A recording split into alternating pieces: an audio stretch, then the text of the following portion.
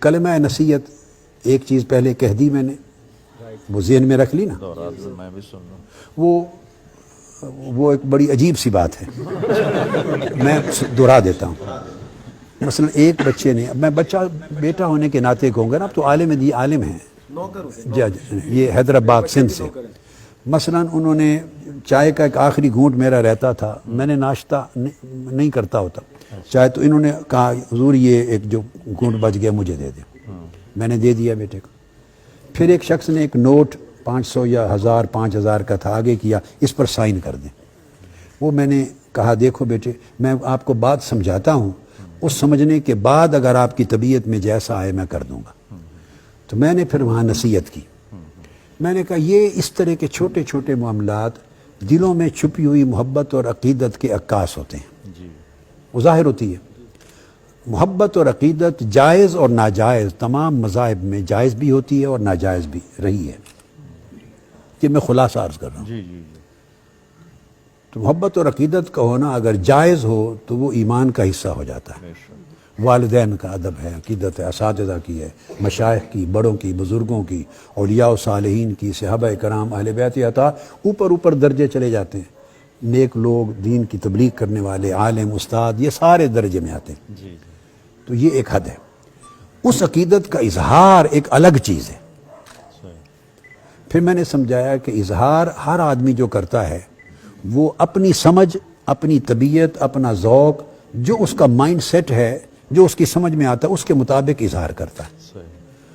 ہر بندے کے پاس علم اتنا نہیں ہے کہ وہ علم کی حدود میں بند رہ کر اظہار عقیدت کرے۔ پھر میں نے صحابہ کرام کی مثال دی، میں نے کہا ایک صحابی آئے آقا علیہ السلام کی بارگاہ میں اور آ کے سجدہ کر دیا، دھڑام گر گئے، سجدہ کر دیا۔ آقا علیہ السلام نے پوچھا یہ کیوں کیا، منع فرمایا، بعد میں فرما دیا یہ حرام ہے، جائز نہیں ہے۔ لفظ حرام نہیں ہے مگر شرعن حرام ہے، اس لیے کہہ رہا ہوں۔ فرمایا انسان کو سجدہ نہیں کر سکتا، اگر میں اجازت دیتا تو بیویوں کو، شوہروں کے لیے اجازت دیتا، اللہ کے سوا کسی کو سجدہ نہیں۔ تو دین ہے، اگر کوئی عبادت کی نیت کر لے تو کافر و مشرک ہو جائے گا، اور تعظیم کی نیت کرے تو فاسق ہوگا، یہ حرام ہے۔ یعنی کسی بھی نیت سے سجدہ اللہ کے سوا کسی کو ہے ہی نہیں، آقا علیہ السلام کے لیے بھی جائز نہیں ہے، تو بس کسی اور کی کیا جواز ہے نا۔ تو میں نے کہا انہوں نے یہ کر دیا، آقا علیہ السلام نے انہوں نے کہا ہم نے دیکھا روم کی سلطنت اپنے بادشاہوں کو سجدے کرتے ہیں، تو ہمارے ہاں آپ سے بڑا بادشاہ کون ہے؟ اب انہوں نے ایک اظہار عقیدت کیا، مسئلہ معلوم نہیں تھا مگر جو سمجھ میں آیا اظہار کر دیا۔ اب آقا علیہ السلام کا چونکہ وہ پیغمبر ہیں، ہادی ہیں، انہوں نے روک دیا کہ یہ جائز نہیں ہے، ممنوع ہے میری شریعت، سمجھا دیا۔ میں نے کہا کسی نے کہا جی میں نے بدلہ لینا ہے، قمیض اوپر کر دیں، تو قمیض اٹھایا تو چوم لیا۔ سردیوں میں سخت جاڑا، پانی لے کے کھڑے ہو جاتے فجر کے بعد، ہاتھ ڈبو دیں، ہمارے بچے بیمار ہیں، شفا ہو جائے گی۔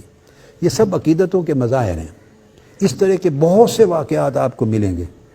تو میں ان کو یہ سمجھا رہا تھا کہ یہ ساری چیزیں جن پہ آقا علیہ السلام نے منع نہیں فرمائی وہ جائز کی حد میں آ جاتی ہیں، جس پر منع نہیں وہ جائز ہے۔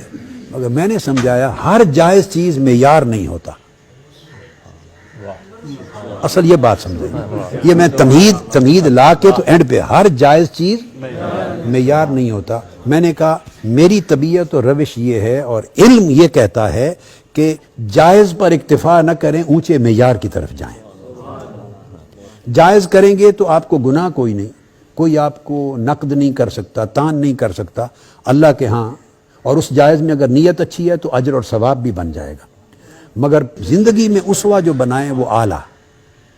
پھر میں نے کہا صحابہ کرام میں اگر اس کو فرق کرنا ہو تو خلفائے راشدین کا اسوہ سب سے اعلیٰ، سیدنا صدیق اکبر، سیدنا فاروق اعظم، سیدنا عثمان غنی، سیدنا علی المرتضیٰ، اور اکابر جد صحابہ کرام جن کو کثرت کے ساتھ حضور علیہ السلام کی صحبت ملی، کثرت کے ساتھ۔ ورنہ تو جب آپ نے خطبہ حجت الوداع دیا تو 1.25 لاکھ کے قریب صحابہ سن رہے تھے آپ کے، تو صحابی تھے، مگر جن کو کثرت کے ساتھ صحبت ملی ان کا فہم اور اس کا درجہ اور تھا، جنہوں نے 1-2 بار زندگی میں آ کے زیارت کی چلے گئے ان کا فہم اور فہم کا درجہ اور تھا۔ اظہار میں فہم کا دخل ہو جاتا ہے کہ بندے کی کتنی سمجھ ہے، کتنی نہیں. اور جنہوں نے طویل صحبت اختیار کی ہو وہ اپنے فہم کو فنا کر دیتے ہیں فہم نبوی میں. جو آقا علیہ السلام نے تعلیم دی اس میں اپنی سوچ کو فنا کر دیتے ہیں. تو میں نے مثال ان کو یہ دی کہ زندگی میں ہمیشہ جو وتیرہ ہے وہ اعلیٰ اور معیاری رکھے. آخری بات جو ہمارے ہاں یہ جو مسلکی جھگڑے بھی بہت سے ہوئے ہیں اور فرقہ واریت بنی اور دنگا فساد ہوا، انہوں نے جائز چیز، ہمارے یہاں لوگوں نے جائز چیزوں کو جواز کو جائز کو واجب کا درجہ دے دیا اور کسی نے محض جائز کو حرام کا درجہ دے دیا. مطلب حکم نہیں ہے مباح ہے، اس نے ان کو حرام بنا دیا. اور بہت سے لوگ ایک امر جائز ہے اس پر منع ثابت نہیں، اس کو اس طرح ڈٹ جانا تلوار لے کر کہ یہ واجب ہوتا ہے جیسے فرض ہے، اس سے تفرقے ہوتے ہیں، فرقے بن جاتے ہیں. بہت سی چیزیں ایسی ہیں ہم کرتے ہیں اپنے ذوق کے مطابق، کبھی کر لیتے ہیں اور کبھی نہیں کرتے، اپنے بطور واجب نہیں سمجھتے.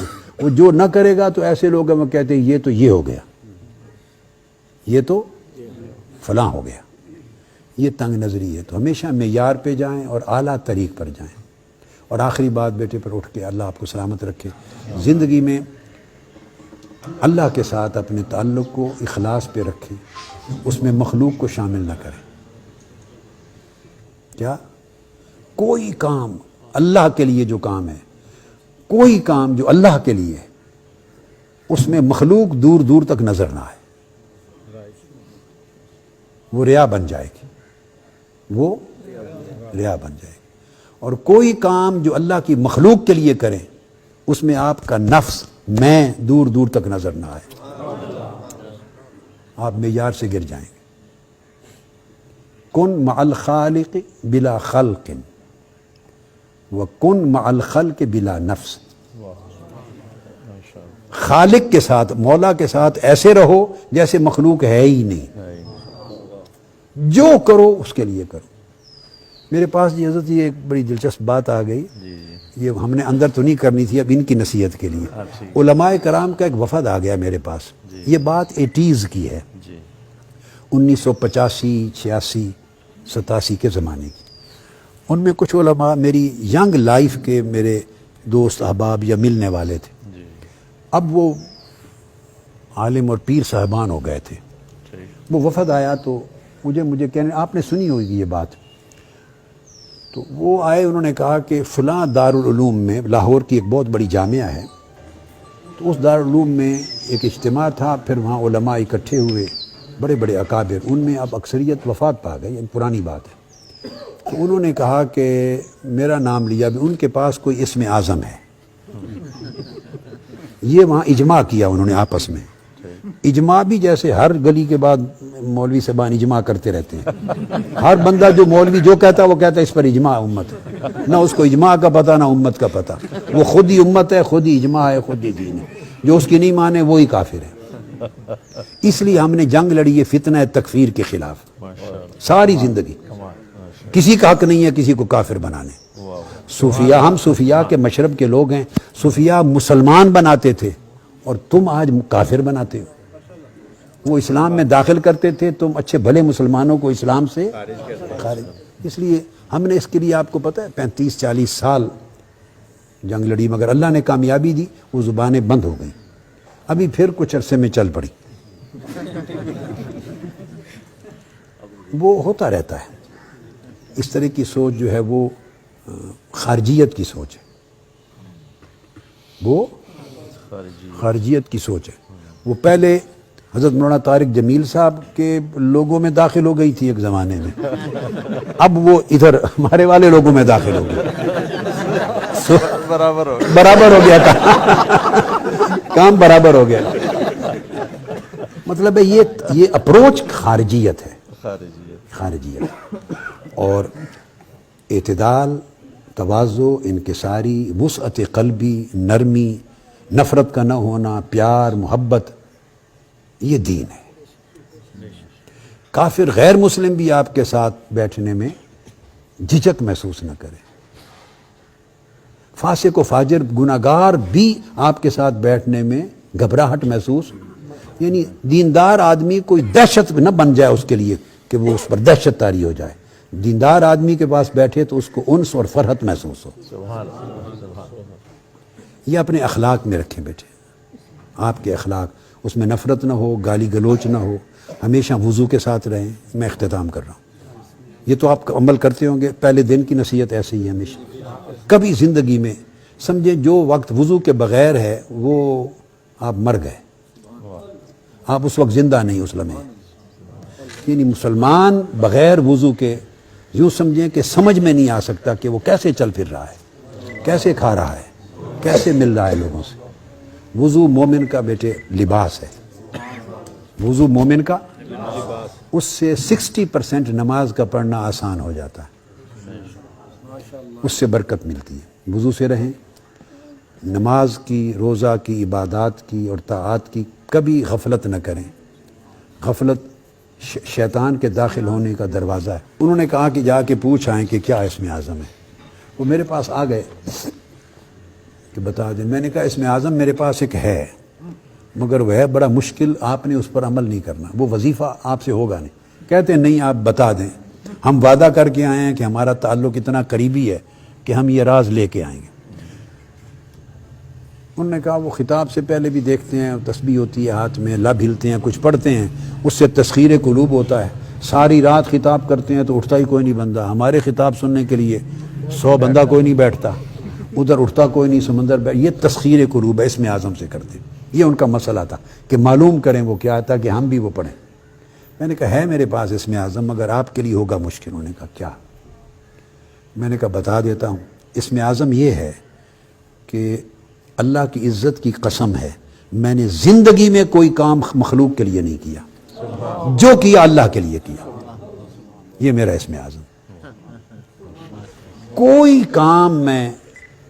کام جو کرتا ہوں اس میں کسی مخلوق اور کسی دنیاوی غرض کے لیے نہیں، صرف اللہ کے لیے کرتا ہوں. اللہ کو، میرے اللہ کو پسند ہے یا ناپسند ہے، کروں یا نہ کروں، میرا کوئی پیمانہ علاوہ اس کے زندگی میں ہے ہی نہیں.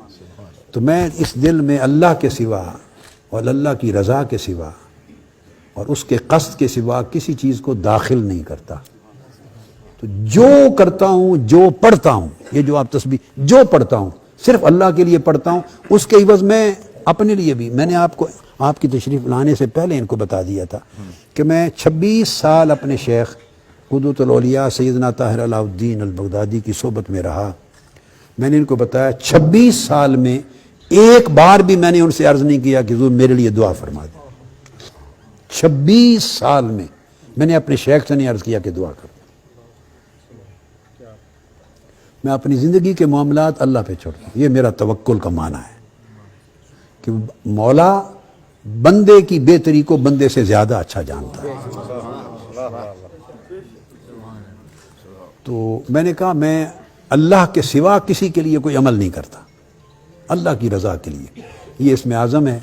اور یہی حضرت ابراہیم بن ادھم نے بتایا تھا. کسی نے پوچھا اسم اعظم، فرمایا تو دل سے اللہ کے غیر کو نکال دے تو جو لفظ پڑھے وہی اسم اعظم ہو، جو چاہو پڑھو اسم اعظم ہو. بیٹے دل کو اتنا خاص کر لیں، خالص، طاہر، ستھرا، اور اخلاق اچھے رکھیں. بیٹے آپ کے اخلاق سے، عبادت سے، وضع قطع سے، تواضع انکساری سے، لوگوں کے ساتھ اخلاص اور محبت سے، پیار سے خوشبو آئے ایمان کی بھی، مسلمان ہونے کی. اور اگر یہ پیدا کر لیں تو سمجھیں آپ منہاج القرآن سے کچھ لے کر گئے، یا آپ کا میرے ساتھ کوئی تعلق ہے اور اس کا کچھ فائدہ پہنچا آپ کو. اگر یہ خوشبو آپ اپنے عمل سے، زندگی اور اپنے برتاؤ سے لوگوں کے ساتھ نہیں دے سکتے تو آپ اس کو امپروو کرتے رہیں، امپروو کریں. ٹھیک ہے بیٹے، اللہ آپ کو برکت دے. سلام جی. یہ دعا ہو گئی بیٹے. یہ جو نصیحت کی اللہ ہم سب کو اسی کا عامل بنا دے اور آپ سب کو عامل بنا دے. یہ دعا ہے بیٹے، اللہ ہمیں سب کو اس کا عامل بنا دے گا. اللہ پاک ان کی بخشش و مغفرت فرمائے. وفات ان سب کی بخشش و مغفرت فرمائے. شفائے کاملہ سے خات فان آپ کا دوست، اللہ پاک اس کو قبول کرے، برکت دے. آپ سب کی حاجات اللہ پاک قبول فرمائے، مرادیں قبول فرمائے. حضور علیہ الصلوۃ والسلام کے طفیل آپ کو نیکی اور تقوی عطا کرے. اللہ پاک اپنی عبادت، اپنی محبت، اپنی معرفت عطا کرے. حضور علیہ الصلوۃ والسلام کی محبت اور سچی متابعت، اتباع عطا کرے. حسن اخلاق عطا کرے، حسن معاملہ عطا فرمائے، نیکی پرہیزگاری اور تقوی پہ رہیں، ہر خیر آپ کا مقدر ہو اور ہر شر سے محفوظ رہیں، اور آپ کے وجودوں زندگیوں سے خیر نکلے اور شر قریب نہ آئے، آپ کی ساری حاجات پوری ہوں۔ اللہ پاک کرم فرمائے، ان کو شفا، صحت، سلامتی، دنیاوی و اخروی ترقیوں کے ساتھ رکھنے میں، صلی اللہ علیہ وسلم۔ چلو بیٹا۔